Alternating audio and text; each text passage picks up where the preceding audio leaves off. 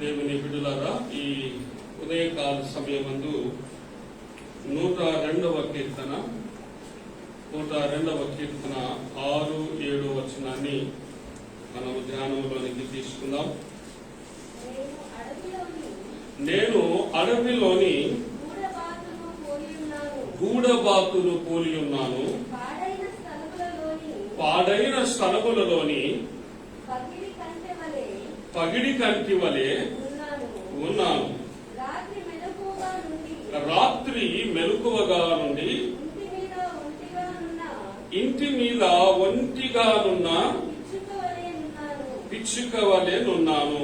Sir, దావీదు ఈ కీర్తనను రచిస్తూ చాలా చక్కగా తను తాను ఒక పక్షి జాతితో పోల్చుకుంటూ ఉన్నాను. దావీదు ఈ రీతిగా పోల్చుకోవడం కొత్తేమి కాదు. ఎందుకంటే పరిశుద్ధ గ్రంథంలో మరి ఒక స్థలంలో ఏమని రాస్తాడంటే, నేనైతే దేవుని మందిరములో పచ్చని ఓలివ మొక్క వలె ఉన్నాను. ఆయన మొక్కలతో పోల్చుకోవడము, పక్షులతో పోల్చుకోవడము చాలా గంభీరంగా కనబడుతూ ఉంది. ఈరోజు మనం ఎవరితో పోల్చుకుంటాం? మనుషులతో పోల్చుకుంటాం. అమితాబ్ బచ్చన్, ఇంకెవరు, ఐశ్వర్య రాయ్, వీళ్ళు కాకపోతే క్రికెటర్లు, లెజెండ్స్. ఒకప్పుడు బెల్బాటం ఉండేది, గజం వదిలిపెడుతుండే కింద, దాని కింద ఒక చైన్ కట్టి వదిలేసుకుండే రామారావు టైంలో. అది పోయినాక కొంచెం గొట్టం ప్యాంట్లు వచ్చినాయి. ఇప్పుడు ఆడవాళ్ళు కూడా గొట్టం ప్యాంట్లు వేస్తున్నారు. నిన్న చూసిన ఆడవాళ్ళు మళ్ళీ షురువు చేసిండ్రు, ఇంత జాన పొట్ట వదిలిపెట్టి ఓ మీటర్ వదిలిపెడుతున్నారు కింద. ఇది ఒక రకమైన స్టైల్. It's life cycle. మనుషులను అనుకరిస్తూ ఉన్నాం. వాడు శనిగి పైన చేసుకుంటే మనం శనిగి పైన చేసుకుంటాం, అది స్టైల్. వాడు జారిపోయేంత లాగా పెట్టుకుంటే మనం కూడా జారిపోయేటట్టు పెట్టుకుంటాం కిందికి. రోజులు కూడా ఎట్లే తయారైంది. పులిని చూసి నక్క వాతలు పెట్టుకున్నారు. అట్లా అన్యులను చూసి ధన్యులమైన మనం కూడా అన్యులమైపోతున్నాం.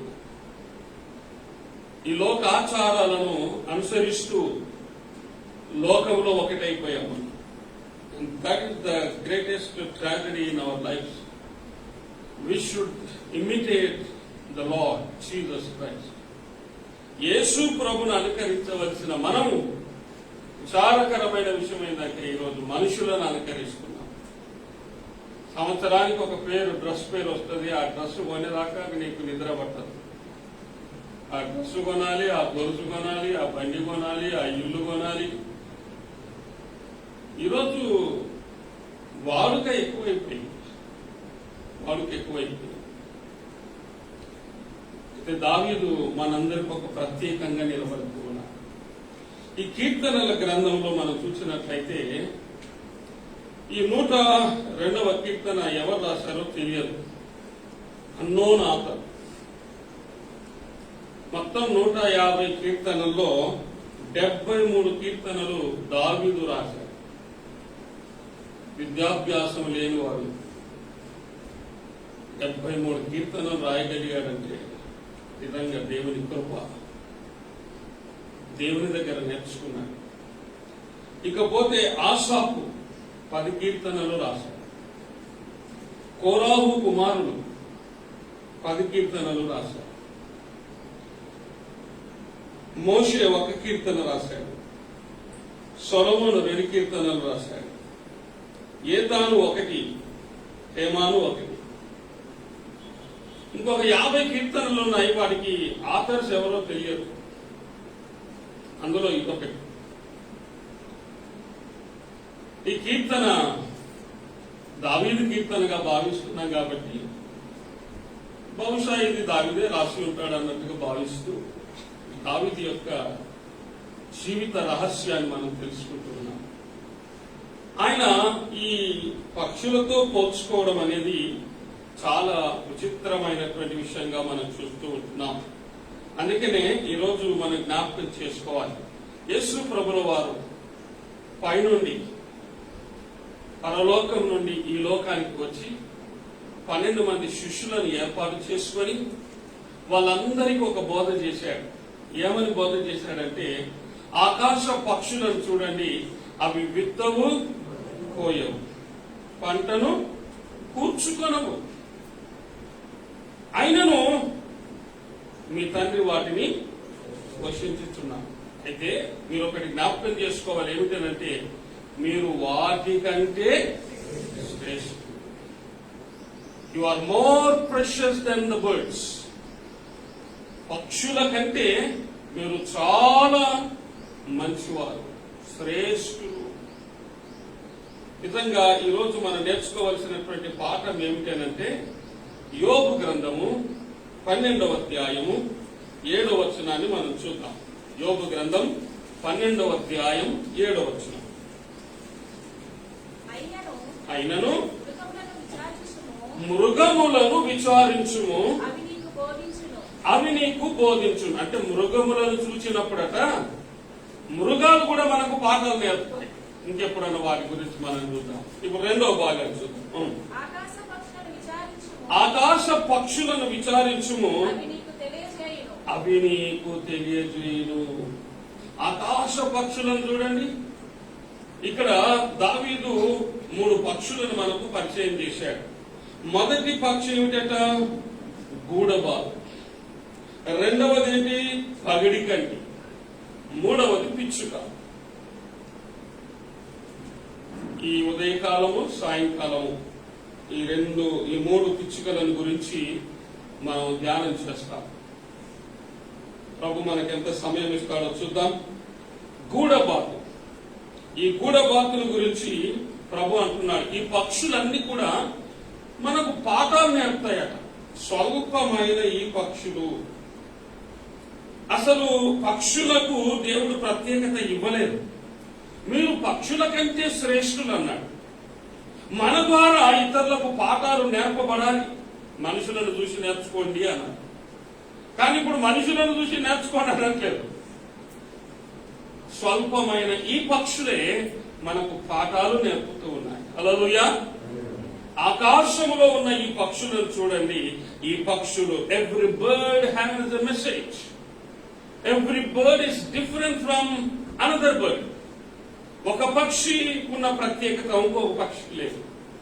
ఇంకో పక్షికి ఉన్న ప్రత్యేకత ఇంకో పక్షికి లేదు. పగిడి కంటికి ఉన్నటువంటి పక్షి ప్రత్యేకత గూడబాతుకు లేదు. గూడబాతుకున్న ప్రత్యేకత పిచ్చుకకు లేదు. Every bird has a unique experience. మీరు చూడండి, చెట్టుకు తగినంత నీరు ఉన్నదనుకోండి, ఆ చెట్టు ఎలా ఉంటుంది? పచ్చగా ఉంటుంది. పచ్చగా ఉంటుంది, ఫలాలిస్తూ ఉంటుంది. మనిషి కూడా దేవుని యొక్క వాక్యంలో సమృద్ధిగా నాటబడితే ఎప్పుడు పచ్చగా ఉంటాడు, ఫలాలిస్తూ ఉంటాడు. మనిషి ఎప్పుడు చిటపట చిటపట అంటున్నాడు అనుకోండి, ఎప్పుడు గరం గరం ఉన్నాడు అనుకోండి, ఏమైనట్టు? తగినంత వాక్యం ఆయనలో లేదు. ఎప్పుడు విరుచుకుపడడం, ఎప్పుడు అసూయపడడం, అసహించుకోవడం, ఇతరుల పైన నిందలు మోపడం, ఇతరులకు భారంగా ఉండడం, ఇతరులను గాయపరచడం, ఇతరులను నొప్పించడం, ఓర్చుకోలేకపోవడం, పిచ్చి పిచ్చిగా ప్రవర్తించడం, పిచ్చి పిచ్చిగా మాట్లాడడం. మనుషులు ఎందుకు చేస్తారనంటే తగినంత వాక్యము వారిలో లేదు. తగినంత వాక్యం వారిలో లేదు. ఆ మధ్యలో నేను నేచర్ క్యూర్ హాస్పిటల్లో అడ్మిట్ అయ్యాను. లాస్ట్ ఇయర్ అనుకుంటుంది కదా, బిఫోర్ లాస్ట్ ఇయర్. మొత్తాన్ని అడ్మిట్ అయ్యాను. ఓ వారం రోజులు అడ్మిట్ అయ్యాను. వాళ్ళు పెట్టే సప్పిడి కూడి తిని తిని తిని ఒక రోజు పరిస్థితి ఎట్లయిపోయిందంటే కన్ను బయర్లు గమని, ఏం చూసినా కన్ను మూసినా కన్ను తెరిచినాక సుక్కలు కనబడుతుంది. పిచ్చి పిచ్చి లేస్తా ఉన్నది. ఆదివారం రోజు డాక్టర్లకు పిలిస్తే డాక్టర్లు సెలవు, ఒక్క డాక్టరు లేడు. ఒక ఆమె వచ్చింది, ఆమె చూసింది, ఈ పేషెంట్ ఎందుకు ఇక్కడ చేర్చుకున్నారు, ఇది సీరియస్ పేషెంట్. ఆమెకు అర్థమైపోయింది నేను బతకనని. ఆమె కూడా లీవ్ పెట్టి వెళ్ళిపోయింది. ఎందుకు వచ్చిన బాధ నాకు అర్థమైపోయింది. ఇంటికి ఫోన్ చేసి నా పరిస్థితి ఇది అని. వీళ్ళు చర్చి కాకముందే రండి అని నేను చెప్తే మెల్లగా చర్చ అంతా ముగించుకొని వచ్చేది. వచ్చేదానికి నా పరిస్థితి ఆడు ఇంకా ఆందోళనకరంగా ఉన్నది. డాక్టర్ దగ్గరికి పోయినా వెంటనే ఇక్కడ ఇంటికి వచ్చినాక కూడా పరిస్థితి స్థిమితంగా లేదు, ఆందోళనకరంగానే ఉన్నది. హాస్పిటల్ పోయినాం, స్టార్ హాస్పిటల్. అక్కడ తిరిగింది నాశ. ఎందుకంటే కొన్ని జబ్బులు 1,00,000 2 లక్షలు పెడితే కానీ బయటికి రావు. అర్థమైనా? మొత్తానికి ఆడికి పోయినాక డాక్టర్ వెంటనే చూసి ఏమన్నాడంటే, ఏం లేదు నాకు ఈయన పిచ్చిలేసింది అన్న. ఏమన్నాడు? ఏమి లేదు, నాకు షుగర్ లేదు, బీపీ లేదు, అన్ని నార్మల్గా ఉన్నాయి, మరి ఎందుకు ఇట్లా చేస్తున్నాడు, ఆయన పిచ్చిలేసింది అన్న. ఎట్లుంటుంది ఆ పరిస్థితి? కోపం వచ్చేసింది. ఇంకా తర్వాత మరలా కొంచెం బలవంతం చేసి మన డాక్టర్ రవిబాబు వాళ్ళందరూ వచ్చి అడ్మిట్ చేపిస్తే అక్కడ చెక్ చేశారు. అప్పుడు ఎందుకు ఇట్లా చేస్తున్నాడు అని అంటే, సోడియం లెవెల్, పొటాషియం లెవెల్స్ ఏమైపోయినాయి, ఎడ్జ్కి వచ్చినాయి. ఇంకా ఒక్కొక్క 1 పాయింట్ పడిపోతే నిజంగానే ఎగిరిపోయే పరిస్థితి అన్నమాట. అది ఆ డాక్టర్ గుర్తించలేకపోయాడు. అంటే మనిషిలో ఉప్పు తక్కువైనా, పులుపు తక్కువైనా ఎగిరిపోయే అవకాశం ఉందని అప్పుడు అర్థమైంది. మనం సుభిష్టంగా ఉన్నాము, ఎవరిని నొప్పించకుండా ఉన్నాము, సంతోషంగా ఉన్నామనంటే అన్ని ఉండాల్సిన పద్ధతిలో ఉన్నాయి. అప్పుడప్పుడు మనుషులకు కోపం వస్తుంటది. ఆడవాళ్ళకు కోపం వస్తే ఏం చేస్తారు చెప్పండి? ఆడవాళ్ళకు మీరు చెప్పండి. ఆడవాళ్ళకు కోపం వస్తే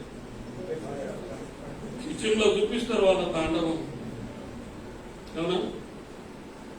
మొత్తం గిన్నెలు ఎత్తేస్తుంటే, అది ఎత్తేస్తుంటే, ఏం లేకపోతే పోసి ఎక్కిపేస్తారు. దగ్గి సావాలి. అవునా?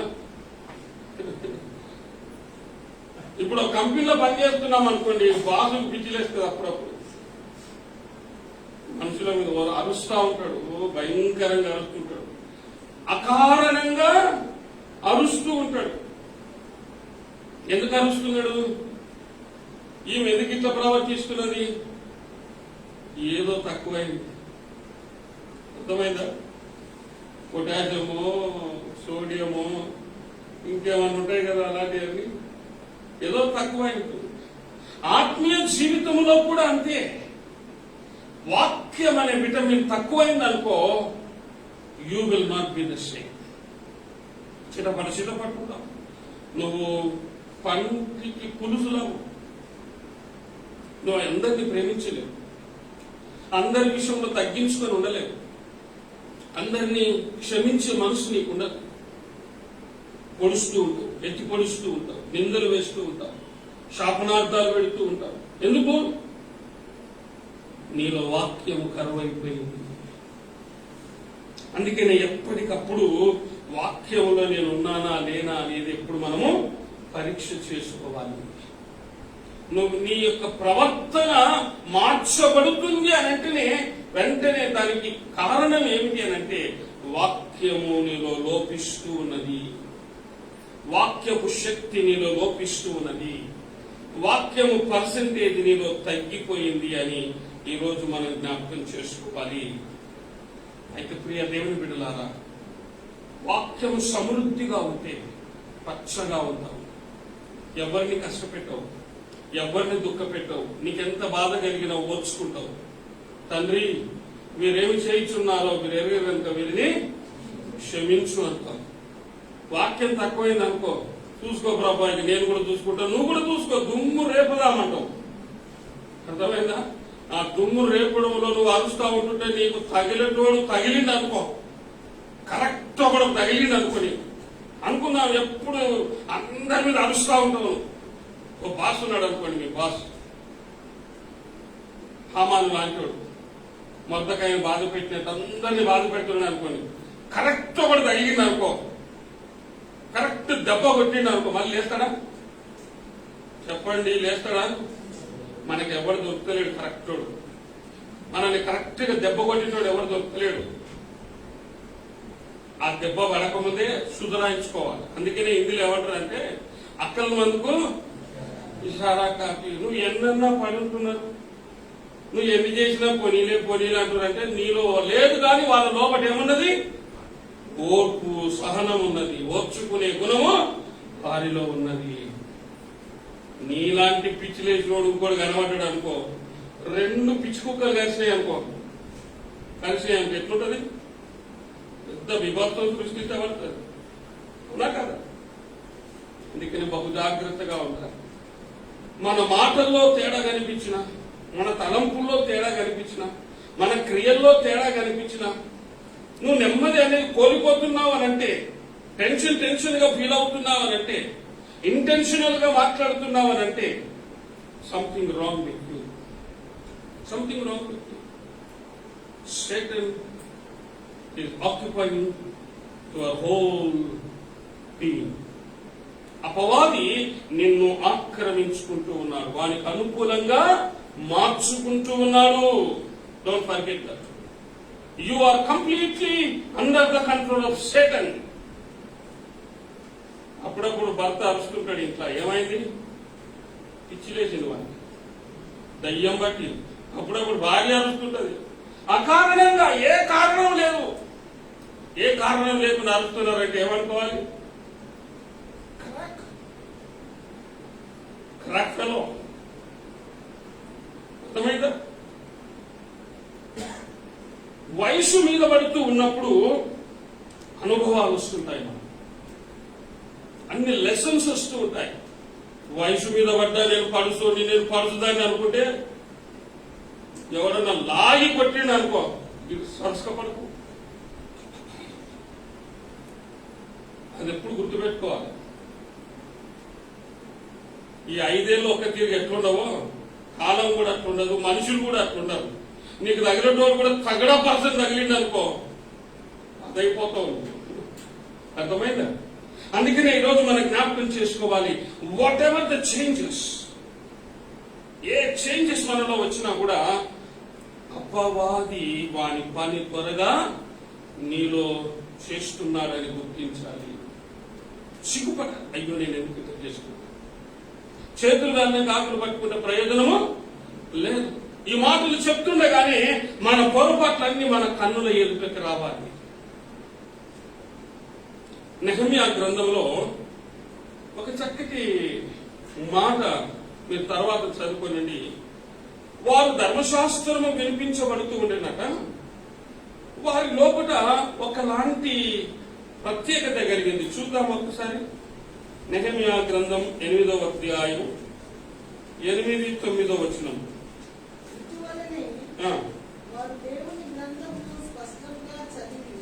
దేవుని గ్రంథమును స్పష్టముగా చదివి వినిపించి జనులు బాగుగా గ్రహించినట్లు దానికి అర్థము చెప్పిరి. జనులందరూ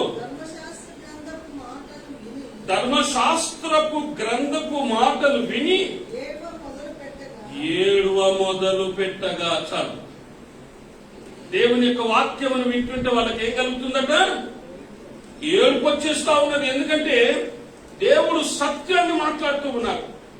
డే టు డే లైఫ్ లో జరుగుతున్న అవాంఛనీయమైనటువంటి భయంకరమైన పరిస్థితులను కన్నులకు కట్టినట్టుగా అద్దములా చూపిస్తున్నాడు. మన పొరపాట్లను, మన బలహీనతలను, మనం మాట్లాడకూడని మాటలు, చేయకూడని పనులు చేస్తున్నాం, దేవునికి విరుద్ధంగా చేస్తూ ఉన్నాం. కాబట్టి దేవుని యొక్క వాక్యమును చదివి వాటిని వినిపిస్తూ ఉంటే ఇశ్రాయేలీయుల సర్వ సమాజం అంతా కూడా కూర్చొని ఏడవడం ప్రారంభించారు.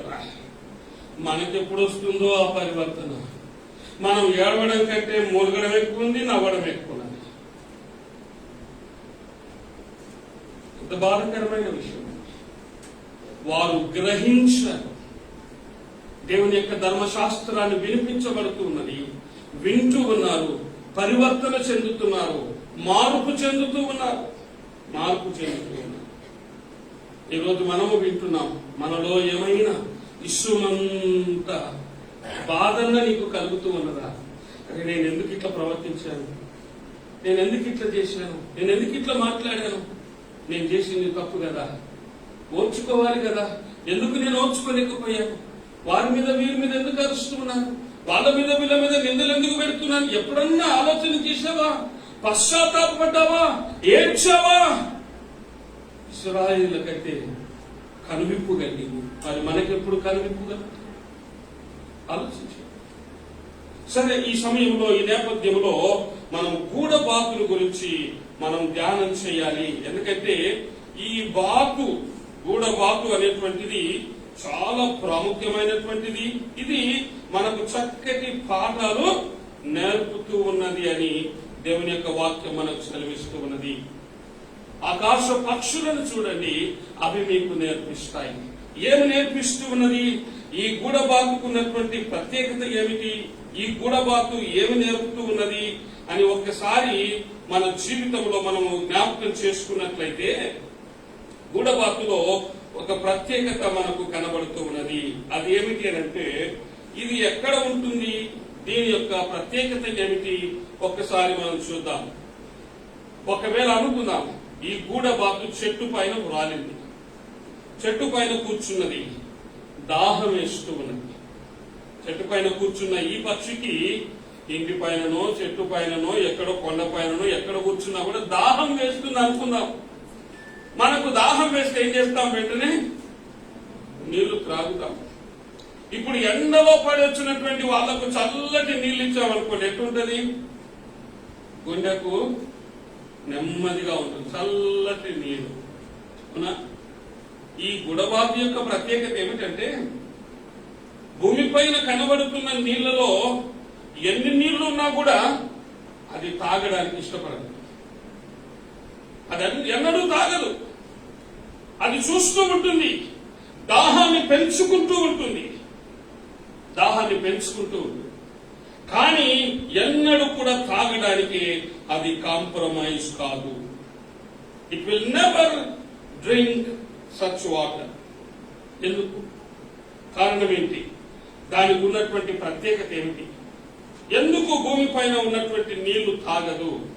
మరి ఏ నీళ్లు తాగుతుంది అని అంటే, దానికి బాగా తెలుసు. పక్షులకు గాని, జంతువులకు గాని ఒక దివ్యమైన జ్ఞానమును దేవుడిచ్చాడు. ఏమిటా జ్ఞానం? ఒకవేళ సునామీ వస్తుంది అనుకోండి, మనుషుల కంటే ముందుగా తెలిసేది ఎవరికట? సృష్టిలో ఉన్న ఈ పక్షులకే అర్థమవుతుంది. సునామీ వస్తుంది, భూమి కంపించబోతూ ఉన్నది. న్యాచురల్ కలామిటీస్ అన్ని కూడా శాస్త్రజ్ఞులు తెలియజెప్పేది ఏమిటంటే, ఈ పక్షులకు ముందుగానే తెలిసిపోతాయట. ఆ మధ్యలో సునామీ వచ్చినప్పుడు జంతువులన్నీ కూడా కొండపైకి పాకడం ప్రారంభించాయట, కొండపైకి పరిగెత్తడం ప్రారంభించినాయి. సైంటిస్టులకు అర్థం కాలేదు. ఎందుకు? కుక్కలు, పిల్లులు, అన్ని పులులు అన్ని కూడా కొండపైకి పాకుతున్నాయి, పరిగెత్తుతున్నాయి. కారణం ఏమిటంటే, వాళ్ళు గ్రహించారు మరికొద్ది క్షణాల్లో ఏం రాబోతూ ఉన్నది? సునామీ రాబోతూ ఉన్నది, భూమి కంపింపబోతా ఉన్నది. దేవుడు వారికి ఒక దివ్యమైనటువంటి జ్ఞానం ఇచ్చాడు. కాబట్టి ఈ యొక్క గూఢబాకుకున్న ప్రత్యేకత ఏమిటంటే, అది నీరు వచ్చేటువంటి, అనగా వర్ష సూచన స్వభావము దానికి ముందుగానే తెలుస్తుంది. వర్షం వస్తుంది అనంటే దానికి అర్థమైపోతుంది, ఇది వర్ష సూచన. కాబట్టి అది రెక్కలు చాపుకొని ఎగురుతూ ఆ కారు మేఘాల్లోనికి, ఆ నల్లటి మేఘాల్లోనికి చొచ్చుబడిపోయి అక్కడ నుండి జలాలు తాగుతూ ఉండదు.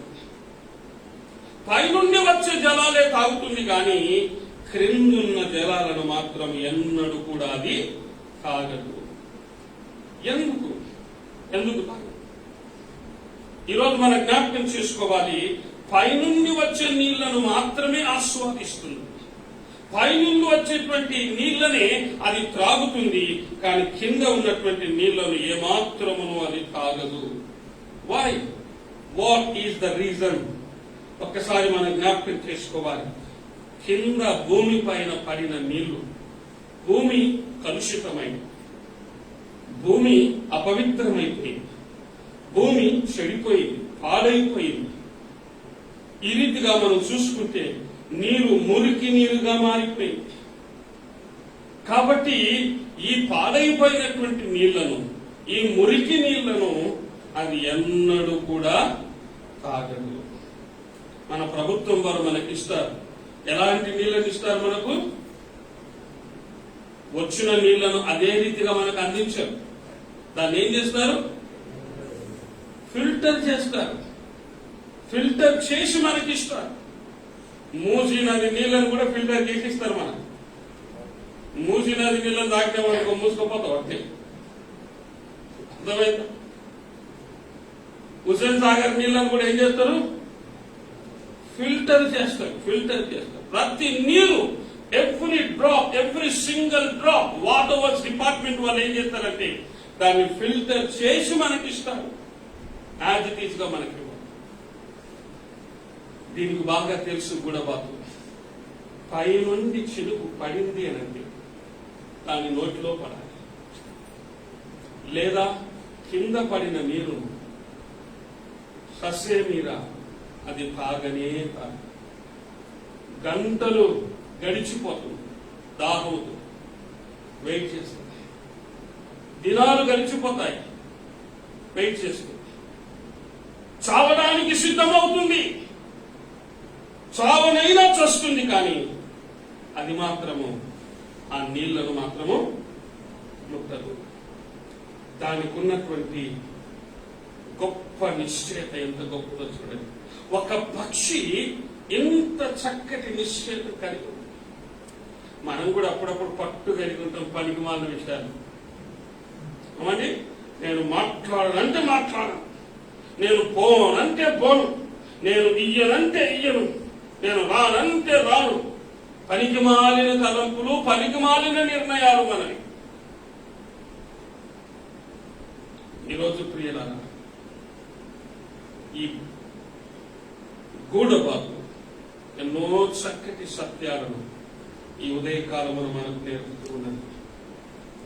మనము నేర్చుకోవలసినటువంటి పాఠం ఏమిటంటే, దావీదు ఈ జాతితో పోల్చుకుంటూ ఉన్నాడు.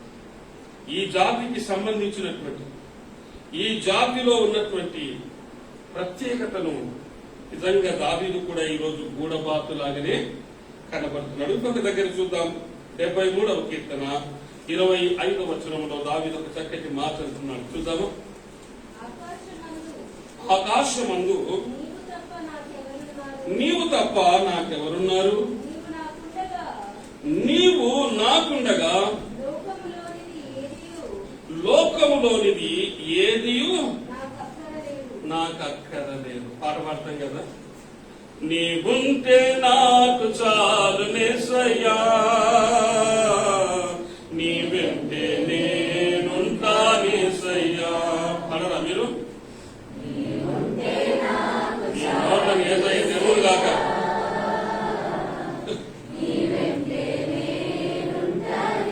గట్టిగా పాడండి.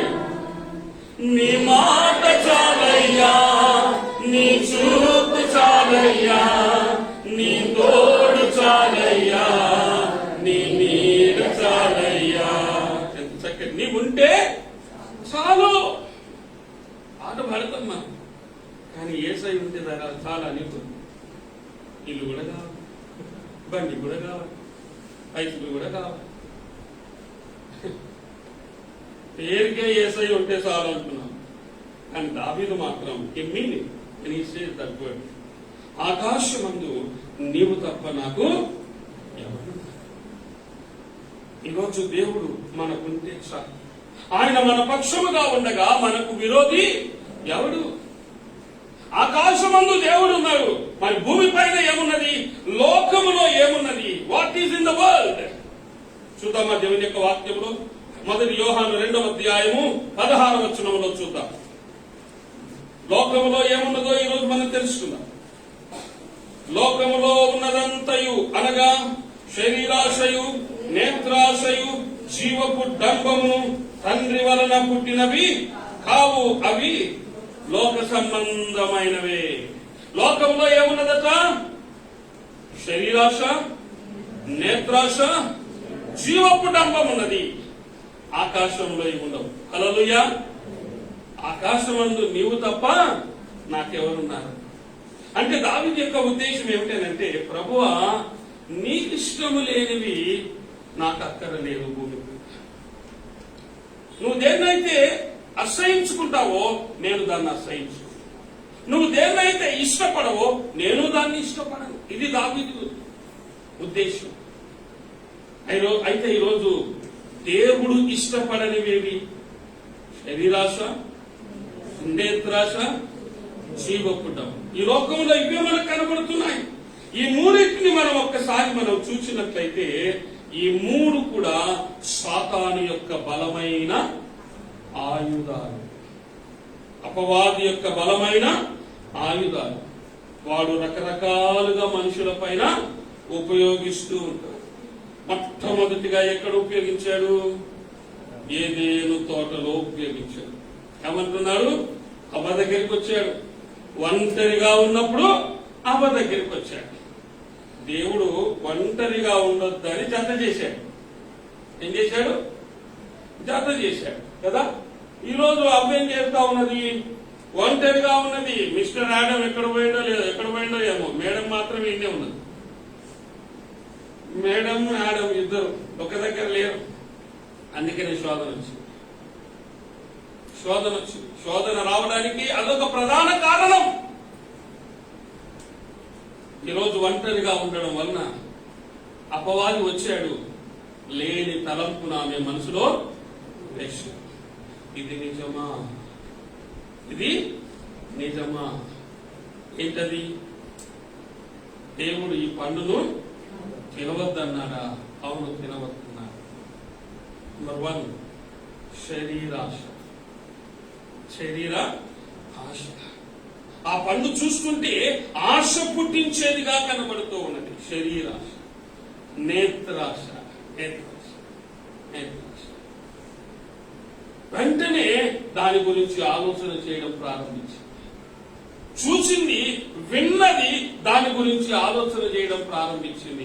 ఆలోచన చేసి ఊరుకుంటే బాగానే ఉండేది, కానీ వెంటనే తీసుకున్నది,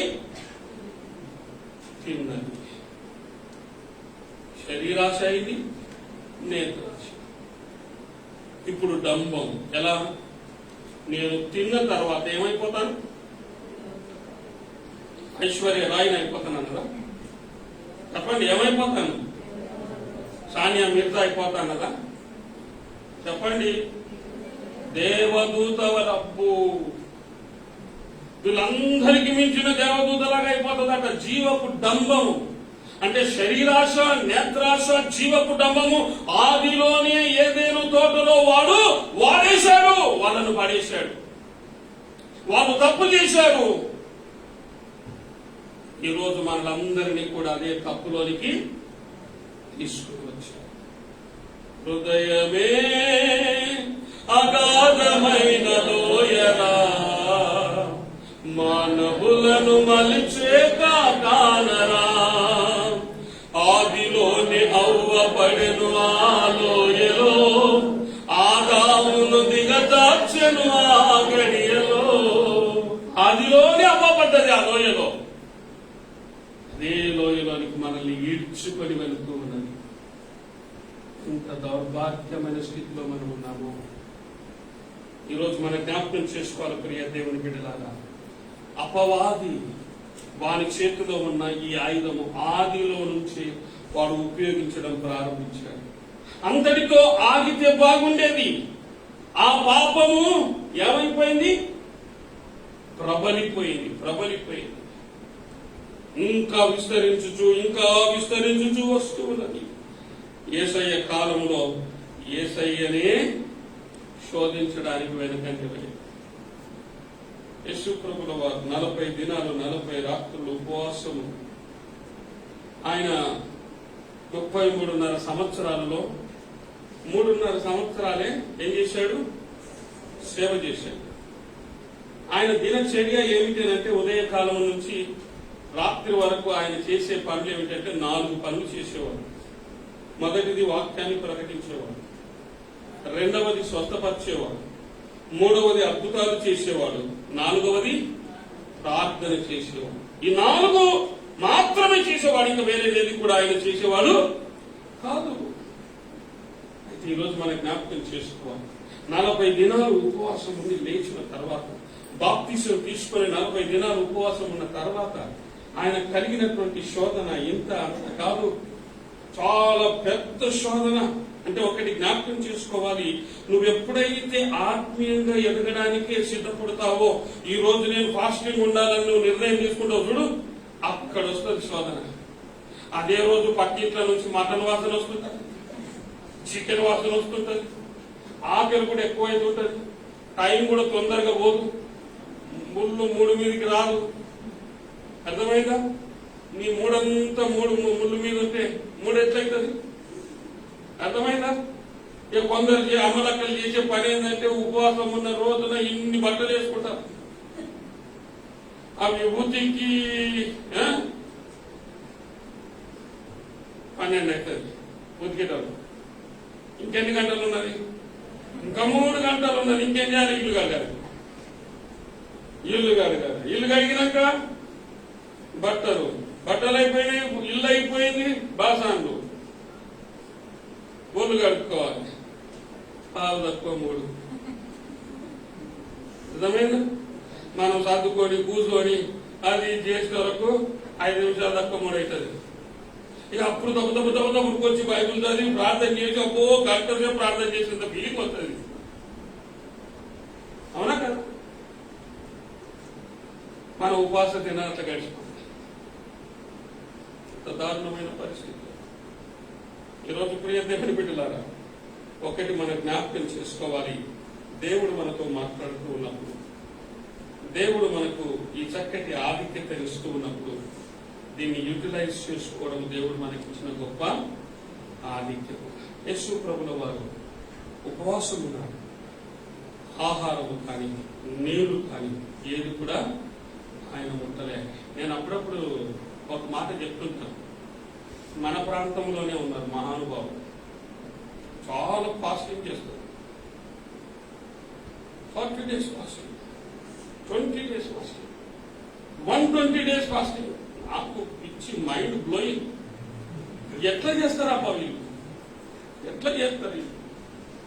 ఒకరోజు నన్ను పిలిచి నువ్వు వచ్చి వాక్యం చెప్పు ఫాస్టింగ్ చూద్దాం వీళ్ళ కథ ఏందో అనుకుని. పొద్దున లేవంగానే గ్లాసుడు పాలు, ఫాస్టింగ్ కదా, గ్లాసుడు పాలు. 11 గంటలకు పండరసం, 11 గంటలకు పండరసం, 1 గంటకు ఒక యాపిల్, 3 గంటలకు ఇడ్లీ, 5 గంటలకు వడ. నేను సంవత్సరం అంతా ఇట్లా 10 రోజులే కర్మ. గుడ్ డైటింగ్ అది, అర్థమైందా? మంచి డైటింగ్ అది. వాళ్ళు దానికి ఫాస్టింగ్ అని పేరు పెట్టారు. అంటే ఇది లేకుంటే వాళ్ళు ఎంత లాగిస్తారో మరి. అర్థమైందా? ఈరోజు మనం నేర్చుకోవాల్సిన పాఠం ఏమిటంటే, నిద్రాహారాలు మాని యేసయ్య ప్రార్థిస్తూ ఉన్నారు. ఆత్మీయంగా ఎదగడానికి, ఆత్మీయంగా బలపడడానికి ఆయన చేస్తున్న పని. కానీ అపవాది నిన్ను కానియడు, నిన్ను ఎదగనియడు, ఫాస్టింగ్ ఉండనియడు, గుడికి రానివ్వడు. దేవునికి ఇస్తే మనం బలపడతాం. ఇప్పుడు నీకున్నాయి పైసలు లేకగా, పైసలు ఉన్నాయి, సేవ తీయాలన్న ఆశ నీకు లేదు. ఇస్తే నీవు దీవించబడతావని తెలుసు, కానీ ఇవ్వవు. ఎందుకు ఇవ్వవు? నువ్వు ఆత్మీయంగా ఎదగలే. టైత్ ఇవ్వడం నేర్చుకోవాలి. టైత్ ఇవ్వలేకపోతున్నావు అంటే నువ్వు ఆత్మీయంగా ఎదగలే. గుడికి వస్తున్నావు పోతున్నావు కానీ ఆత్మీయంగా ఎదగలే. నువ్వు ఇంకెన్ని రోజులు ఎదగకుండా ఉంటావు? 10 రూపాయలు వస్తే ఎంత ఇవ్వాలి దేవునికి? చెప్పండి. 1 రూపాయి ఇవ్వాలి. 100 రూపాయలు వస్తే ఎంత ఇవ్వాలి దేవునికి? 10 రూపాయలు ఇవ్వాలి. 1000 రూపాయలు వస్తే ఎంత ఇవ్వాలి దేవునికి? 100 రూపాయలు ఇవ్వాలి. 10,000 వస్తే 1000 రూపాయలు. ఇప్పుడు 1,00,000 రూపాయలు వచ్చిందనుకో, ఎంత ఇవ్వాలి? 10,000. 2 లక్షలు వస్తే ఇట్లా మల్టిప్లికేషన్ చేసుకుంటూ పోవాలి. The more you give the more you are blessed. కానీ ఇక్కడ చాలా మందికి ఖచ్చితంగా చెప్పగలను, టైత్ ఇచ్చే అలవాటు లేదు. That shows you are not growing spiritually. ఏదో అవసరం ఉన్నప్పుడు, అనుకూలంగా ఉన్నప్పుడు ఇస్తాము, ప్రార్థన చేసుకుంటాం, పోతాం, అంతమంటే కానీ క్రమముగా ఎదగడం లేదు. మనం అపవాది ఎదగనివ్వడు, అపవాది ఇవ్వనివ్వడు. ఇది ఇస్తే ఎట్లా? సాయంత్రం అడగట్టాలి కదా, సాయంత్రం మాంసానికి లేవు కదా, సాయంత్రం చుట్టాలు వస్తుంది, వాళ్ళకి ఖర్చు, చుట్టాలకు పెట్టనీకుంటది, అప్పు చేసి పప్పు కూడా తినడానికి ఉంటది, దేవుడికి ఇవ్వడానికి మాత్రం మనసు రాదు. సింపుల్ ట్రిక్ ఏంటంటే, యు ఆర్ నాట్ గ్రోన్. నువ్వు ఆత్మీయంగా ఎదగలే. ఇలాగే ఉంటే ఒకరోజు అపవాది నిన్ను ఈడ్చుకొని వెళ్తాడు ఇక్కడికి, నిత్య నరకంలోని. ఇంత బతుకు బతికి ఇంటికి వచ్చినట్టు ఎందుకు ఆ బతుకు? Learn to give something to the lord. దేవునికి ఇవ్వడం నేర్చుకోండి. ఈరోజు మనం నేర్చుకోవాలి ప్రియ దేవుని బిడ్డ. ఇచ్చేదానికంటే కూడా ఎక్కువ ఇచ్చి వృద్ధి పొందిన వారు కలరు. అంటే తగిన దానికన్నా ఎక్కువ ఇచ్చి వృద్ధి పొందేవారు కలరు అని ఉన్నారు. మనం తగిన దానికన్నా ఎక్కువ చేయలేదు, తక్కువ చేయలేదు. మనకిష్టం వస్తే ఇస్తున్నాం, కష్టం వస్తే ఆగిపోతున్నాం. కష్టం వచ్చినా, కక్కు వచ్చినా, కళ్యాణం వచ్చినా ఆగదట. అట్లుందా? ఏది వచ్చినా నేను ఆగేది లేదు. నా దేవునికి మాట ఇచ్చాను. నా దేవునికి ఏమిచ్చాను? మాట ఇచ్చాను. మొక్కుబడి చేసుకున్నాను, చెల్లించేదాకా నేను వదిలి. That should be. నువ్వు ఏ సంఘానికి సభ్యుడవో ఆ సంఘానికి నువ్వు ఇవ్వాలి. Extra curriculum. మీ పాస్టర్ ఇంటికి వచ్చాడు, వేరే వాళ్ళు వచ్చారు, అదర్ దెన్ టైప్ ఇవ్వడం నేర్చు. బట్ టైప్ ఎక్కడ వాక్యం వింటున్నావో, ఎక్కడ బలపడుతున్నావో అక్కడ ఇవ్వడం నీ ధర్మము.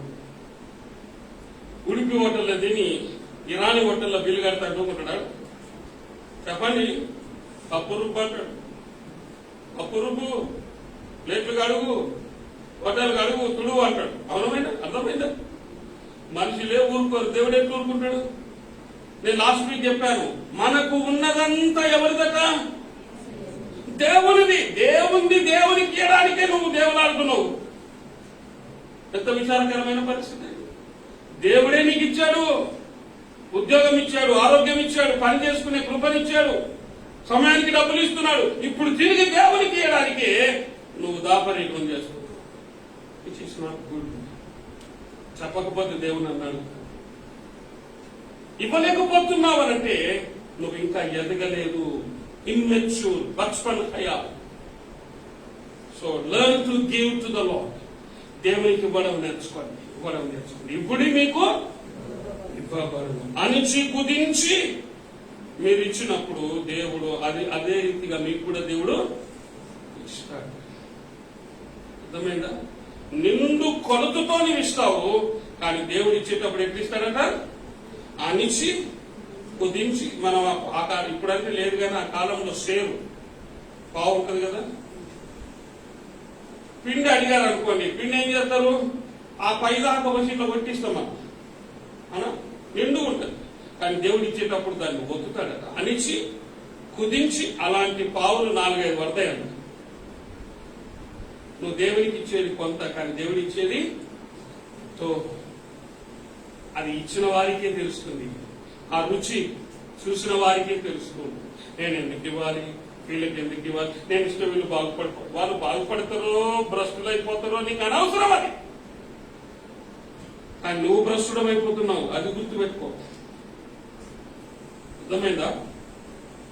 నువ్వు భ్రష్టుడు కావడం, భ్రష్టురాలు కావడం దేవునికి ఇష్టం లేదు. ఇప్పుడు మీకు ఇవ్వబడదు. Give and it shall be given unto you.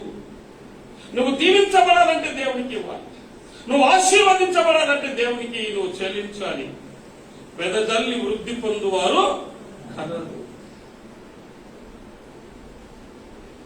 సరే అన్ని తీసుకుంటున్నారు, పాస్టర్ ఏం చేస్తలేడంటే అది వేరే సంగతి. దరిదాపు 40 నుండి 50 వేల రూపాయలు నెలకు మనం పంచిపెడుతున్నాం పేదలకు, అనాథ బాలబాలికలకు, సేవకులకు, బిచ్చగాళ్లకు, అందరికీ. We are doing wonderful ministry. ఇతర సంఘాలు ఉన్నాయండి, ఇవేమి లేవు వాళ్ళ దగ్గర. అంతా వాళ్ళు పెట్టాలి, తీసుకోవాలి బ్యాంకులు వేయాలి, తీసుకోవాలి బ్యాంకులు వేయాలి, కొట్లాడుకోవాలి. మనదట్లా లేదు. మీరు ఎలా ఇస్తుంటే అలా పరిచర్య జరుగుతూ ఉంటుంది. మీరు ఎంత ఘనంగా ఇస్తే అంత ఘనమైన పరిచర్య జరుగుతూ ఉంటుంది. ఇవ్వడానికి మనసు రాలేదనంటే నీ మనసు ఎదగలే, నువ్వు ఆత్మీయంగా ఎదగలే. ఎన్నిసార్లు చెప్పినా మనకు బోధపడట్లేదు. ఒక రోజు నువ్వు దేవునికి లెక్క చెప్పాలి. అపవాది నేనేం చేస్తున్నాడంటే నిన్ను ఎదగనివ్వట్లేదు. యేసయ్య దగ్గరికి వచ్చాడు, ఏం చేశాడు? ఈ రాళ్ళను నేత్రాశ, శరీరాశ. శరీరానికి ఏం కావాలి? నీకు ఆకలితో ఉన్నావు యేసు, ఎందుకు ఆకలితో బాధపడతావు? ఈ రాళ్ళను రొట్టెలు చేసుకొని తిన్నాడు అనుకో, ఏమైతుంది? వాడు చెప్పింది తప్ప, అపవాది చెప్పింది తప్ప. నీ మైండ్ పనిచేస్తలేదు, ఆకలితో ఉన్నావు కాబట్టి ఇప్పుడు ఎవరో తెచ్చిస్తారని భ్రమపడకు. నీ దగ్గర మహిమ ఉన్నది, నీ దగ్గర శక్తి ఉన్నది. ఈ రాళ్ళు రొట్టెలు అవును కాకుండా రొట్టెలు అయిపోతాయి. కానీ యేసయ్య వారికి లోబడి, మనుషుడు రొట్టె వలన మాత్రం కాదు కానీ దేవుని నోటి నుండి వచ్చు ప్రతి మాట వలన మనుషుడు బ్రతుకును. కాబట్టి సతానా వెళ్ళిపోవాలని వెళ్ళిపోయాడు, శరీరాశను జయించు. తర్వాత ఏం చేశాడు? నేత్రాశ. ఎత్తైన కొండపైకి తీసుకొని పోయాడు, చూపించాడు. ఒక్కసారి నా కాళ్ళకు మొక్కు, ఇదంతా నీకు ఇచ్చేస్తాను. ఎవరిది? దేవుడు చేసిన సృష్టిని వీడు స్వాధీనం చేసుకొని దేవునికి ఇవ్వడానికి దేవుని మొక్కమంటున్నాడు. ఎంత దారుణమైన పరిస్థితి. నేత్రాశను జయించు. అనా బోధకుని శోధించవద్దు, వెళ్ళిపో అనగానే వెళ్ళిపోయాడు. 3వ శోధన జీవపుటము. ఇక్కడి నుండి దూకు నువ్వు కిందికి, నీ దూతలు నిన్ను ఎత్తి పట్టుకుంటారు. డంబం, నా దూతలు నన్ను పట్టుకున్నారు, నా దూతలు నన్ను పట్టుకుంటారు. ఓ నా పిల్లలు చాలా గ్రేట్ అండి, డంబము. మా పాస్టర్ చాలా గొప్పడండి, డంబపు మాటలు. మా చర్చి చాలా గొప్ప చర్చ్ అండి, డంబపు మాటలు. మేమంత గొప్పలో మీ లోకంలో ఎవరు లేరండి, నా అంత అందగత్త ఈ లోకంలో ఎవరు లేరు, నా అంత వీరుడు శూరుడు ఈ లోకంలో ఎవరు లేరు. డంబపు మాటలు. యేసయ్య మూడింటిని జయించాడు. ఆదామవ్వలు పడిపోయారు, రెండవ ఆదామైన యేసయ్య మాత్రం పడిపోలేదు. అపవాది చేతిలో పడిపోలేదు, ధైర్యంగా నిలబడ్డాడు, అపవాదిని ఎదిరించాడు. ఇంకొకటి మన జ్ఞాపకం చేసుకో, దేవునికి లోబడి ఉండి అపవాదిని ఎదురించుడి, అప్పుడు వారు మీ యొద్ద నుంచి పారిపోయి. దేవునికి లోబడాలి, దేవునికి లోబడాలి. అది మాత్రం మర్చిపోతారు అందరూ. అపవాదిని ఎదురించుడు అంటే నువ్వు ఎంత పెద్ద పట్టుకొని ఎదిరించినా కూడా వాడిని ఓడిస్తాడు. ఎందుకు? నువ్వు దేవునికి లోబడలే, నువ్వు దేవునికి లోబడలే. There is no obedience. అందుకని వాక్యం ఏముందంటే obedience is better than sacrifice. మాట వినుట శ్రేష్టం, దహన బలులు అర్పించుట కంటే. కోట్ల రూపాయలు ఇచ్చినా కూడా నువ్వు మాట వినకపోతే పెద్ద. మాట వినడం అంటే మీరు 6 గంటలకే రావాలంటే 6 గంటలకే వచ్చినందుకు దాన్ని ఏమంటారు? ఒబీడియన్స్ అంటే. 6 గంటలు ఎందుకు వచ్చినావు అనుకో, దాన్ని ఏమంటారు చెప్పండి? డిజొబీడియన్స్, అవిధేయం. అక్రమం అంటారు దాన్ని. అక్రమము విస్తరించుట చేత అనేకుల ప్రేమ. ఈరోజు ప్రేమలు దానికి ఒకరికొకరికి సంబంధాలు లేవు, ఒకరికి మంచి అభినవ సంబంధాలు లేవు. కారణం ఏంటి? There is no discipline. క్రమం లేదు, పద్ధతి లేదు. ఎవరికి ఇష్టం వచ్చిన త్రోవలో వాళ్ళు వెళ్ళిపోతా ఉన్నారు. ఈరోజు అపవాది అదే ఆయుధాన్ని మనందరి పైన ఉపయోగిస్తున్నారు. శరీర ఆశ. ఆశ అనేది చాలా బలమైనది. ఆశ మంచిదే, కానీ అత్యాశ మంచిది కాదు. ఇప్పుడు కరోనా వచ్చింది కదా, నేను నిలబడి చూస్తున్నాను, గడికోసారి చేయబెడుతున్నాడు, చూసుకుంటున్నాడు. మీరు ఎప్పుడైనా నీ ఆత్మీయ జీవితంలో ఎక్కడన్నా శుద్ధి చేసుకున్నావా? నీ బతుకులు ఇక్కడున్న అందరం కూడా జోబులాలు పెట్టుకుని వస్తాం. ఏంటి మన బిడ్డగాళ్ళు అందరికి వంచినాం, విజయరత్నం వచ్చి వస్తున్నాడు అందరికి తీర్థం. అరే, ఎప్పుడన్నా గంటకు దేవుని స్తుతించినవా?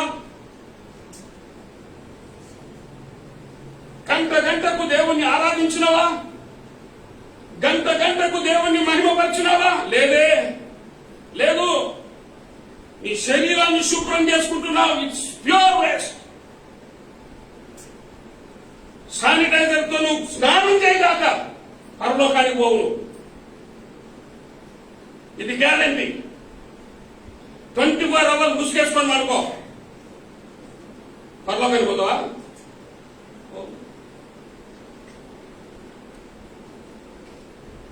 ప్రభుత్వం చెప్పిన మాటలను వింటున్నాం, కానీ ప్రభువు చెప్పిన మాటలను మాత్రం పక్కకు పెట్టేసుకున్నాం. నేత్రాశ,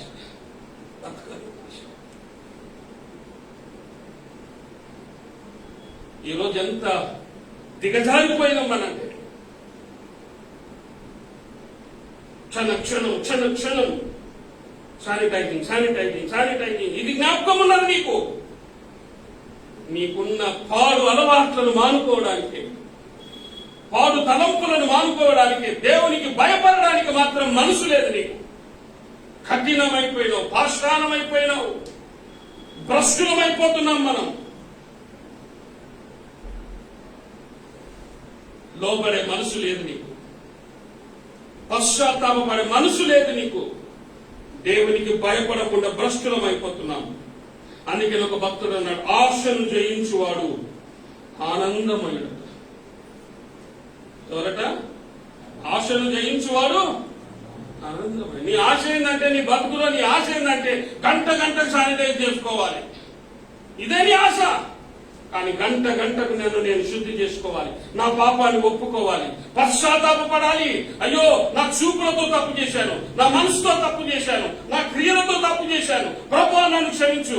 వాళ్ళని గాయపరిచాను, వీళ్ళని గాయపరిచాను, వీళ్ళని ఇంకా గాయపరుస్తూనే ఉన్నాను, వీళ్ళ విషయంలో నేను చెడుగా తలస్తూనే ఉన్నాను, నన్ను క్షమించు అని క్షణం ఎప్పుడైనా దేవుని సన్నిధిలో ప్రయాసపడుతున్నావా? లేదు. ఈరోజు కరోనా కూడా మనకు పాఠం నేర్పుతూ ఉన్నది. నన్ను జ్ఞాపకం చేసుకున్నట్టు నీ పాపాన్ని కూడా జ్ఞాపకం చేసుకో. వెర్రి బాబులోడా, నువ్వు గంటకు శానిటైజర్ పెట్టుకున్నా పరలోకానికి అయితే పోవు, నరకానికే పోతున్నావు. అని క్షణము యేసయ్యను స్మరిస్తూ నీ పాప క్షమాపణను పొందుకుంటే పరలోకానికి వెళ్లే అవకాశం దేవుడు మనకి ఇస్తాడు. ఈరోజు మనుషులందరూ కూడా ఏమైపోయారంటే దురాశ పరులైపోయారు. దురాశ అనగా ఎందుకు ఇంకొక అర్థం ఏమిటంటే వ్యర్థమైన ఆశ, ప్లస్ కవచస్, వ్యర్థమైనటువంటి ఆశ. ఇంకొక రీతిగా దానికి అర్థం ఏమిటంటే పెడత్రోవ పట్టిన కోరిక. వ్యర్థమైన ఆశ, పెడత్రోవ పట్టిన కోరిక. ఇంకొక రీతిగా చెప్పాలంటే వాక్యములు అంటాడు తిమోతిలో, ధనమే సమస్తమైన కీడులకు మూలము. 24 గంటలు ధనాన్ని గురించి ఆలోచన చేస్తున్నావు. కలిమి విస్తరించుట చేత అది మనుషునికి మంచిది కాదు. కలిమి అంటే ఆస్తిపాస్తులు, అంతస్తులు, భోగభాగ్యాలు. నాకేం తక్కువ అంటారు కదా మనుషులు. నాకేమి పొదువా నా దూడుండ, ఇంకా నాకేమి పొదువా పరుసు పుల్లు.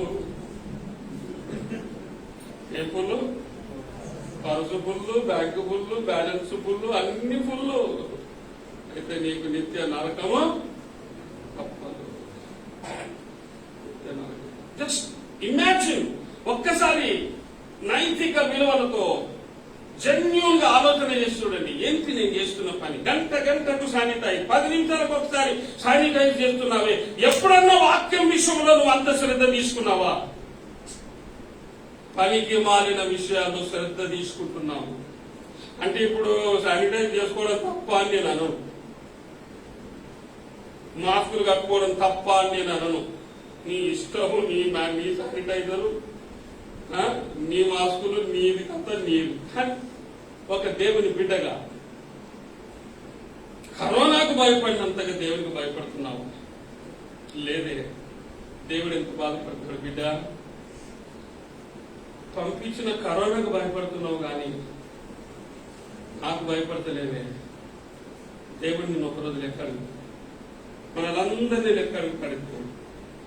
వ్యర్థమైన ఆశలు, వ్యర్థమైన ఆశలు, వ్యర్థమైన ఆశలు ఏమిటి? సొలొమోను గురించి ఒక మాట చూద్దాం. చూడండి, ప్రసంగి 1వ అధ్యాయం 14వ వచనం చూద్దామా? సూర్యుడి కింద జరుగుతున్నది క్రియలన్నిటినీ నేను చూడగా అవి అన్నీ ఏమైపోయినాయట? వ్యర్థములే. సూర్యుని కింద, which is under the sun, సూర్యుని కింద ఉన్నాయన్నీ కూడా ఏంటట? వ్యర్థములే. అన్ని వ్యర్థములే. ఈ రోజులు చాలా శ్రేష్టమైనవి అనుకుంటున్నాము, అవన్నీ కూడా వ్యర్థమైనవే. అయితే సొలొమోను చేసిన పని ఏంటో చూద్దామా? చూడండి, ప్రసంగి 2వ అధ్యాయం, ప్రసంగి 2వ అధ్యాయం 4 నుంచి 11 వరకు స్పష్టంగా, క్లియర్ గా, గట్టిగా చదవండి. నేను గొప్ప పనులు చేయబూని కొంటిని. ఇక్కడ చూడండి, నా కొరకు ఒక్క కాదు, మనము బతుకులో ఒక్క ఇల్లు కట్టించుకుంటే చాలు అనుకునే రోజు చాలా మంది ఉన్నారు. కానీ సొలొమోను ఎలా అంటాడట? Multiple houses. చిన్నిల్లు ఉన్నది, పెద్ద ఇల్లు ఉన్నది. అర్థమైంది? ఇల్లు కట్టించుకొని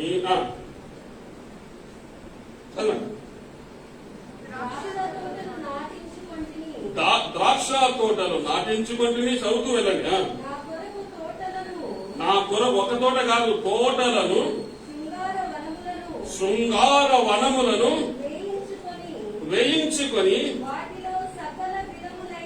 వాటిలో సకల విధములైన ఫలవృక్షములను నాటించి తిని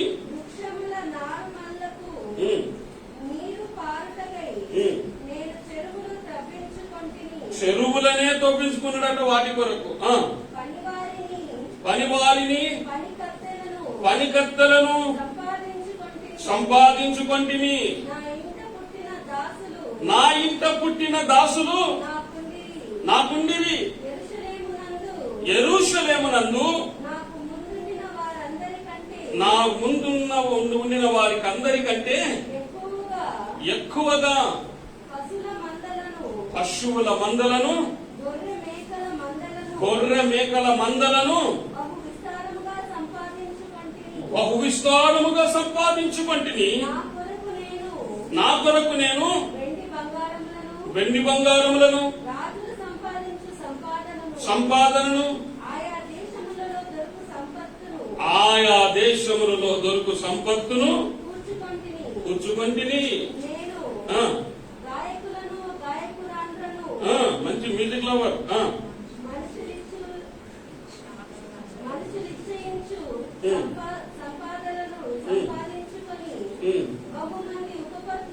అబ్బో, మల్టిపుల్ వీసాస్ ఉన్నాయి నాకు.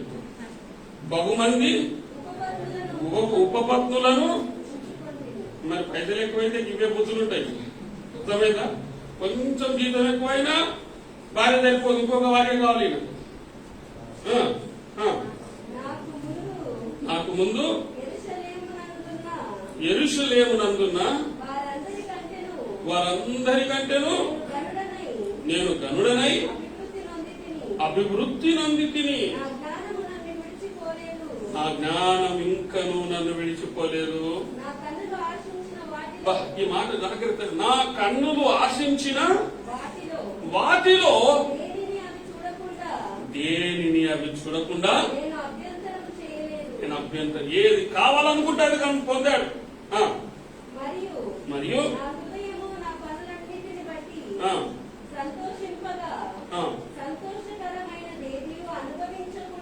సంతోషకరమైనది ఏదియో అనుభవించకుండా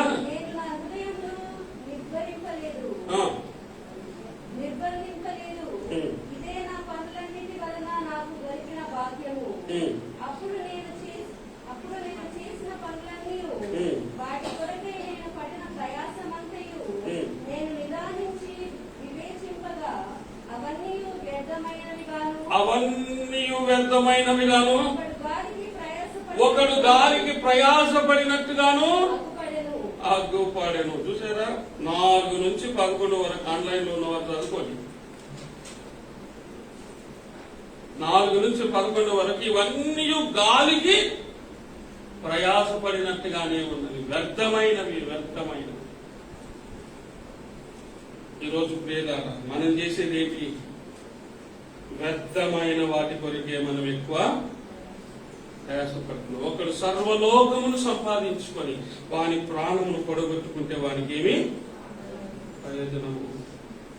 వ్యర్థమైన వాటిని అనుసరించువాడు బుద్ధి లేని వారిని వాక్యం సెలవిస్తుంది. అందుకనే దావీదంటాడు, వ్యర్థమైన వాటిని చూడకుండా నా కన్నులను తిప్పివేయము. వ్యర్థమైనది. ఈరోజు వ్యర్థమైన దానిపైనే మన ఆశ ఉన్నది, ఆశయాలు ఉన్నాయి. కానీ పౌలు గారిని మనం చూసినట్లయితే క్రీస్తును సంపాదించుకొనుటకు సమస్తమును ఏం చేశాడట ఆయన? పెంట కుప్పగా, సమస్తము ఆశలన్నిటినీ పెంట కుప్పగా చేసేశాడు. ఒకవేళ కరోనా టైం వచ్చి పౌలు గారి టైంలో కరోనా వచ్చింది అనుకో, దేనికి ఇంపార్టెన్స్ ఇస్తాడు పౌలు గారు? గడికోసారి పూసుకోవడం కాదు. ఏం చెప్తాడు ఆయన? క్షణక్షణం దేవుని స్తుతిస్తూ ఉంటాడు. హల్లెలూయా. క్షణక్షణం. నేను ప్రారంభంలో సేవలోనికి వచ్చినప్పుడు చాలా కష్టపడ్డాను. ఖాళీ నడకన వెళ్ళి ఎంతో సేవ చేశాను. ఆ టైంలో ఒక సిస్టర్ పేజర్ నాకు ఇచ్చింది, గిఫ్ట్ పేజర్. ఆమెకు బాప్తిస్మం ఇచ్చిన కృతజ్ఞతగా ఒక పేజర్ ఇచ్చింది. ఆ పేజర్లో నేను ఒక కండిషన్ పెట్టాను. ఏమిటా కండిషన్ అంటే, నిమిషానికి ఒకసారి బీప్, నిమిషానికి బీప్, క్లింగ్ క్లింగ్ క్లింగ్ అంటున్నారు. అది అన్నప్పుడల్లా ఏమవుతుందనంటే, ఆ ఎయిర్టెల్ వాళ్ళకు, ఆ టాటా వాళ్ళకు నేను ఇచ్చినటువంటి ఇన్స్ట్రక్షన్స్ ఏంటంటే, praise the Lord, praise the Lord. ప్రతి నిమిషానికి ఒకసారి ప్రైజ్ ద లార్డ్. ఎవరైనా ఫోన్ చేశారనుకోండి, వాళ్ళకి ఏమని పోవాలి? ప్రైజ్ ద లార్డ్ అని పోవాలి. చాలా మంది ఆశ్చర్యపడేవారు. స్టార్టింగ్ లో చాలా బాగుందండి అనేవారు. క్రిస్టియన్ పాట పెడుతుంటే చాలా బాగుంది అనేవాళ్ళు. ఆశ్చర్యం. క్షణక్షణం అది విన్నప్పుడల్లా, ఆ సౌండ్ వచ్చినప్పుడల్లా మనసులో అనుకునేవారు, praise the Lord, praise the Lord. ఈ రోజు ఎన్ని రోజులైందో అని, ఎన్ని గంటలైందో కదా. ఇక ఫోన్ చెరువు పెట్టినవరకు చెవు వాసిపోవాలి. నేను అప్పుడప్పుడు కొందరికి ఫోన్ చేస్తుంటా, ఎత్తనే ఎత్తారు. ఇప్పుడు చంద్రమ్మ వాళ్ళ అక్క చేసింది అనుకో, నువ్వు 10 సార్లు చేయ ఎత్తలు, వాళ్ళ అక్క మాత్రమే. అంతేనా? గంట సేపు మాట్లాడతారు. పాపం ఆమె బదనం చేయడం కాదు. కొందరు ఉంటారు గంటలు మాట్లాడతారు, గంటలు. మరి దేవునితో ఎప్పుడైనా చేసినావా? 5 నిమిషాలు కూడా మాట్లాడము. 1 నిమిషం మాట్లాడబ్బా. పొద్దున లేచి 1-2 నిమిషాలు మోకరించి ప్రార్థన చేసాం అనుకో, 2 గంటలు చేసినంత పోలింగ్ ఇస్తావు.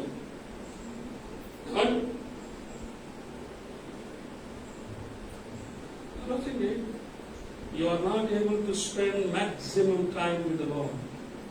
దావీదును చూడండి, ఆయన ఆశ ఏమిటంటే, దినమునకు 3 సార్లు ప్రార్థించేవాడు, 7 సార్లు దేవుణ్ణి స్తుతించేవాడు. అందుకనే దేవుడు ఆయన పట్ల ఎన్నో అద్భుతాలు చేశాడు, ఆశ్చర్య కార్యాలు చేశాడు. పౌలు గారిని అడిగితే, పౌలు క్షణక్షణం దేవుణ్ణి స్తుతిస్తూ ఉన్నాడు. సమస్తమును పెంట కుప్పగా ఎంచుకున్నాడు. నిజంగా ఒకవేళ పౌలు గారు ప్రభులోనికి రాకపోతే రోమా ప్రభుత్వానికి గవర్నర్ అయిపోయేవాడు ఆ కాలంలో. అంత కెపాసిటీ కలిగిన వాడు. గవర్నర్ పదవిని కూడా వదిలిపెట్టుకొని బ్రతుకుట క్రీస్తే చావైతే లాభం అనుకొని ప్రభు కొరకు బ్రతికినటువంటి వాడు పౌలు గారు.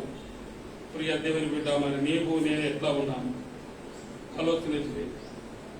రెండవది పెద్దమైన ఆశ. రెండవది చెప్పండి. సొక్కాస్తున్నా ఆపునాకన్నా ఇక చెప్పా బాబు, టైం అవుతుంది, మా టైం అయిపోయింది. పెడదారి పట్టించిన ఆశ మంచిదారి కాదండి. దురాశ గర్భము ధరించి పాపమును కనగా పాపము పరిపక్వమై మరణమును కనుము. పెడదారిని పట్టించి ఆశ ఆశ మంచిదే, అత్యాశ పెడదారిని పట్టిస్తుంది, వ్యర్థమైన దానికి ప్రారంభిస్తుంది. ఆకానుకున్నటువంటి ఆశ అంటే ఒక షీనారు పై వస్త్రాన్ని ఆశించి విశ్వాసంలో నుండి వెళ్ళిపోయాడు. భ్రష్టుడైపోయాడు, అంతే, భ్రష్టుడైపోయాడు. రాళ్లతో కొట్టబడి మరి చంపబడి, ఆయన చేసిన తప్పుకు యావత్ కుటుంబం అంతా కూడా రాళ్లతో కొట్టబడి చంపబడ్డారు. ఇంత బాధకరమైన విషయం. నువ్వు ఒక్కరివి కాదు, అక్రమం నీ ఫ్యామిలీకి నీ శాపము తగులుతూ ఉంది. అంటే నీ పిల్లలు చెడిపోవడానికి కారణం నువ్వే. పెడతారు ఆశ. గెహాజీ ఎలీషా దగ్గర ప్రవక్త కావలసిన వాడు ఏమైపోయాడు?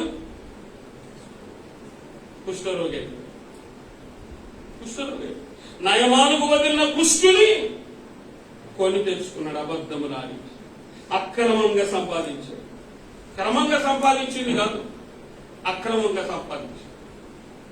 అందుకని లంచాలు తీసుకోవద్దు, అక్రమంగా సంపాదించొద్దు. ఒకవేళ మనం అక్రమంగా సంపాదిస్తే ఏమవుతుందో తెలుసా? ఏదో ఒక దెబ్బ తగులుతుంది, లేదా నీ పిల్లలకు తగులుతుంది, నీకు తగులుతుంది, ఏదైనా నష్టం కలుగుతుంది. దెబ్బ పైన దెబ్బ, దెబ్బ పైన దెబ్బ పడుతుంది అని అంటే ఎందుకు పడుతుంది? లంచం తీసుకున్నావు, అక్రమ సంపాదన. అవసరమా ఇవన్నీ మనకు? చెప్పండి, అవసరమా? అలవాటు పడ్డావు, అది లేకపోతే నీ బతుకు లేదు, అది లేకపోతే నీ జీవితం లేదు. దేవుని బిడ్డ వాళ్ళ సంగతి మర్చిపో. Say no to the pride. ఆకానుకు రాళ్లతో కొట్టబడి చంపబడ్డాడు. గెహాజీ రోగంతో మొత్తబడి చంపబడ్డాడు. యూదా ఇస్కరియోతు ద్రోహి అయిపోయాడు. ఏమైపోయాడు? ద్రోహి, మిత్రద్రోహి, గురుద్రోహి. ఈరోజు ప్రియ దేవుడి బిడ్డ, కలిమిని ఆశించడం. మూడవ, కలిమి విస్తరించుట చేత అది మన మేలుకు కాదు, అది ఒక కీడుకే.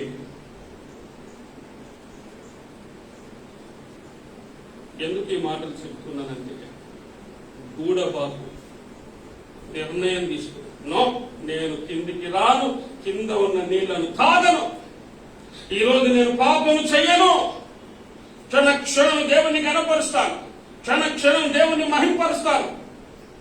ఇది నీకు ఉండాల్సినటువంటి గొప్ప నిర్ణయం. నేను పాపం చేయను, లంచాలు తీసుకోను, అక్రమం చేయను, మోసం చేయను, నష్టమైనా భరిస్తాను, ప్రాణమైనా పోతుంది, అయినా పర్వాలేదు, కానీ పాపం చెయ్యను. గూఢబాతులాగా నువ్వు ఒక మంచి నిర్ణయం తీసుకుంటే, ఈ అల్ప జీవి, ఈ స్వల్ప జీవి ఈరోజు ఇంత గొప్ప పాఠాన్ని మనకు నేర్పుతూ ఉన్నది. అది ఎంత బాధ కలిగినా కింద ఉన్న నీరు మాత్రం తాగి పడిపోయే పరిస్థితి, పడిపోయినా పవిత్రతగా ఉండదు. ఈరోజు నీవు నేను గూఢబాతులాగా ఉండగలుగుతున్నామా? ఎన్ని శ్రమలు వచ్చినా ప్రభువా నిన్ను వదిలిపెట్టనయ్యా, నీకు దూరముగా ఉండనయ్యా, పాపం చేయనయ్యా, పవిత్రంగా ఉంటాను, పరిశుద్ధంగా ఉంటాను, నీ కలువరి శిల వైపు చూస్తూ ముందుకు సాగి వెళ్తానని ఒకవేళ నువ్వు నిర్ణయం తీసుకోగలిగితే దేవుడు నీ జీవితంలో అద్భుతాలు ఆశ్చర్య కార్యాలు చేస్తాడు. ప్రభుత్వమైతే ఈవినింగ్ పగడి కంటి పిచ్చుక, ఈ రెండు పిచ్చుకల గురించి మనం ధ్యానిస్తాం. మొదటిది గూఢబాతుల గురించి మనం ధ్యానించాం. రెండవది సాయంకాలం ఆరాధనలో మనం విన్నాం, ప్రార్థన చేస్తాం. 10 నిమిషాలు దేవుని సన్నిధిలో ఒక నిర్ణయాన్ని తీసుకున్నాం. ప్రభు మనతో మాట్లాడినాం. గూఢబాతులో ఉన్న నిర్ణయం నీలో ఉన్నదా? గూఢబాతులో ఉన్నటువంటి ప్రత్యేకత నీలో ఉన్నదా? ఈరోజు ప్రభు నిన్ను అడుగుతున్నాడు, ఒక పక్షికి ఉన్నటువంటి ప్రత్యేకత నీలో ఎందుకు లేదు?